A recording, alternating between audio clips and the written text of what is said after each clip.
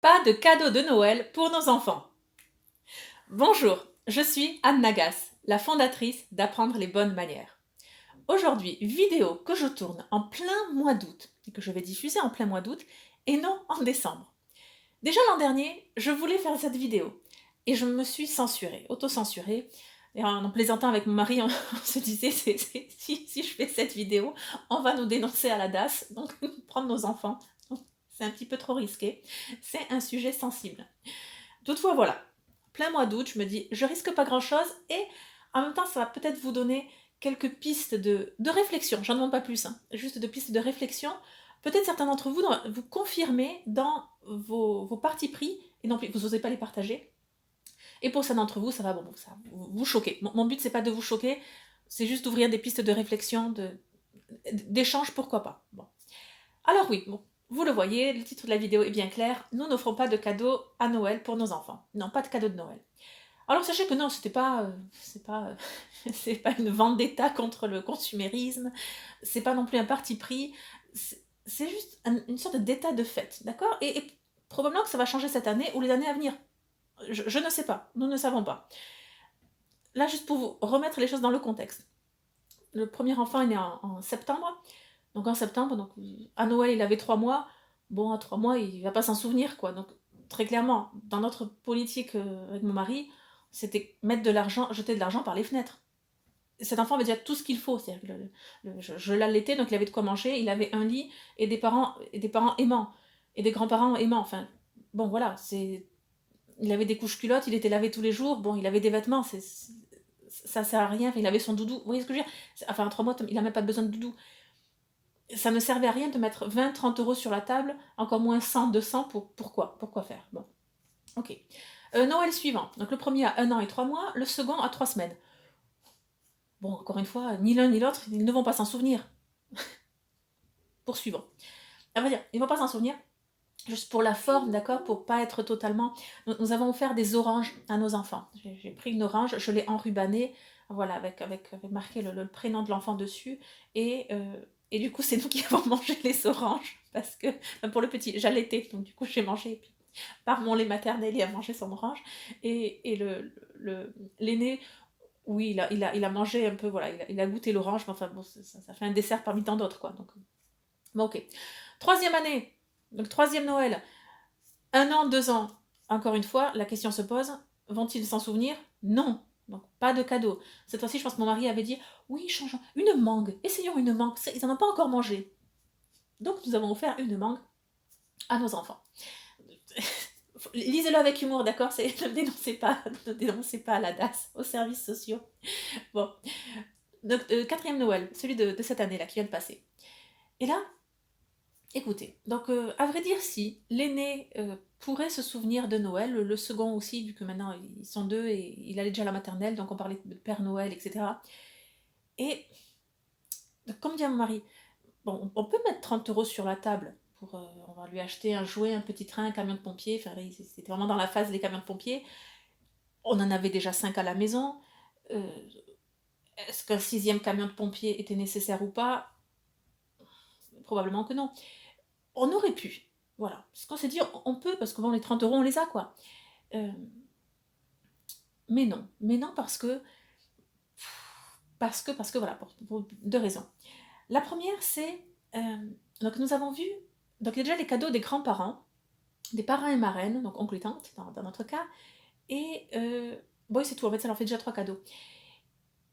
Et ça suffit. C'est-à-dire que nous avons vu à l'anniversaire des enfants, donc en septembre et décembre, juste avant, le fait, lorsque nous avons invité les copains de notre aîné, les 5 petits copains, à jouer à la maison et fêter l'anniversaire, chacun est venu avec un cadeau, et là, notre enfant était blasé par les cadeaux, comme tout enfant d'ailleurs.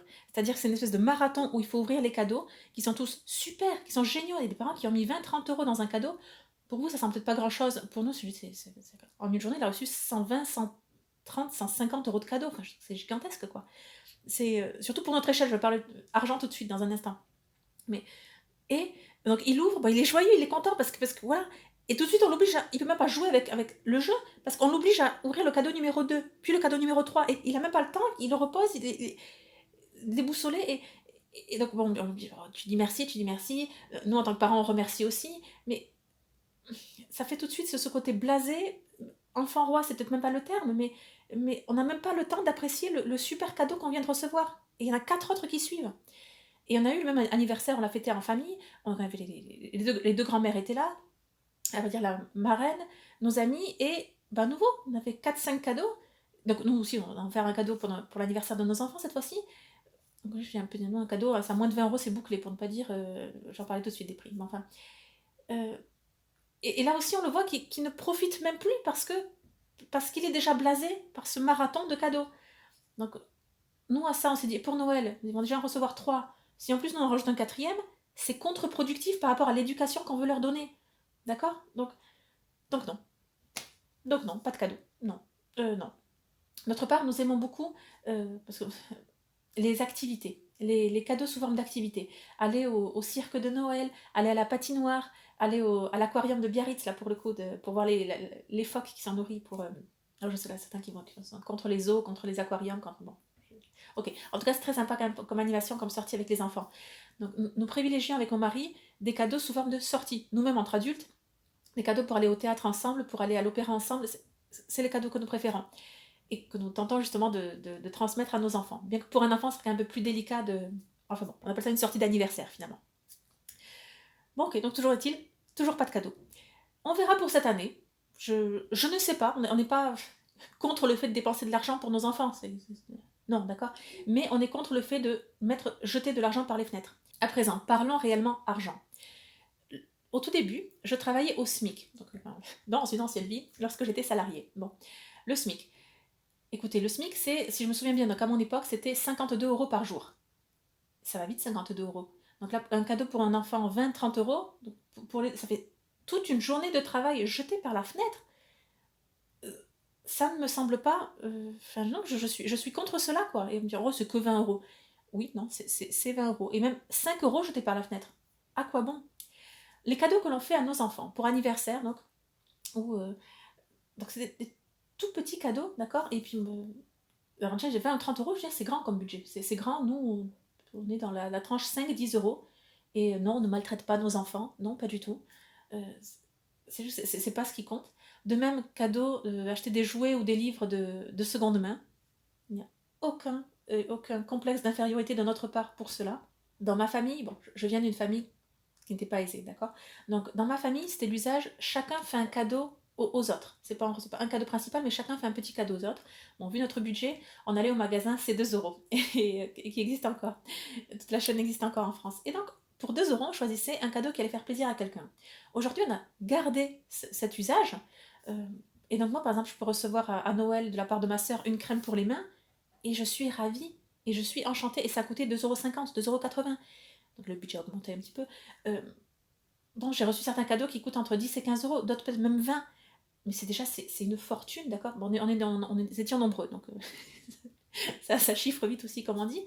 Mais c'est pour vraiment vous dire, dans ma famille, on n'est jamais rentré dans ce marathon, cette course aux cadeaux, pour des raisons financières, pas de volonté. Alors, en tant qu'enfant, on aurait voulu être gâté et chéri par nos parents d'un point de vue financier, avoir cette cascade et faire partie de ces enfants qui après les vacances de Noël, récitent à leurs copains, à leurs maîtresses, qu'est-ce qu'ils ont eu comme cadeau, et bon, nous, on n'avait pas ça.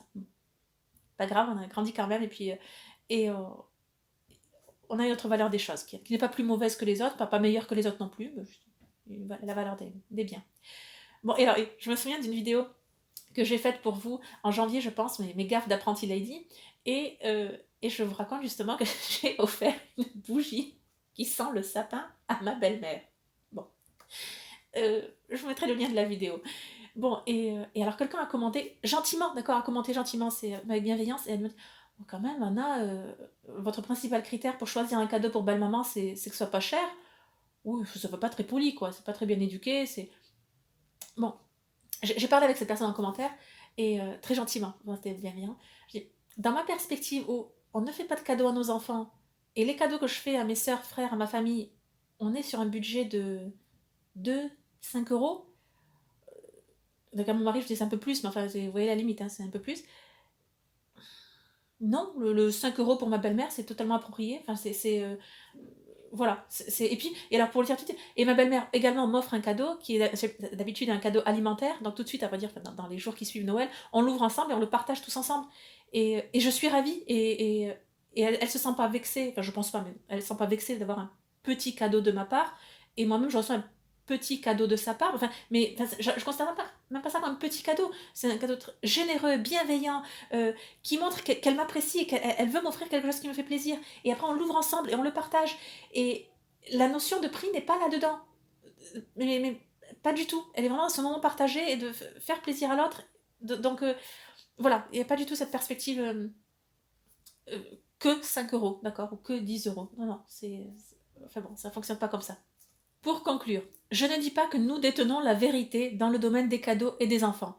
Pas du tout. Pas du tout.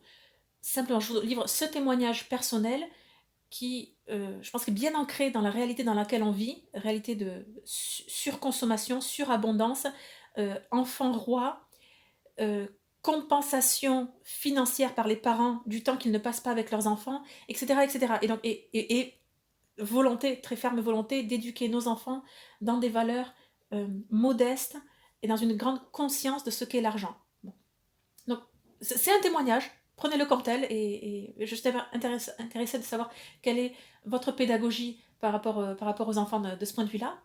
Pour ceux d'entre vous qui souhaitent en savoir plus justement sur la transmission et l'éducation à la politesse des enfants, je vous invite à découvrir le programme Enfants et politesse, un apprentissage impératif, exigeant et oublié, mais qui ouvre toutes les portes.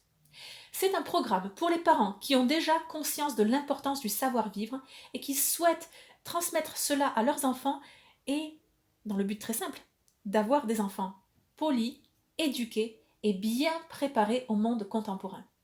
Pour découvrir ce programme, suivez le lien juste en dessous de la vidéo. Sinon, je vous dis à très bientôt. Abonnez-vous à la chaîne YouTube pour ne rien manquer. Et surtout, n'oubliez pas, la bienséance fait la différence.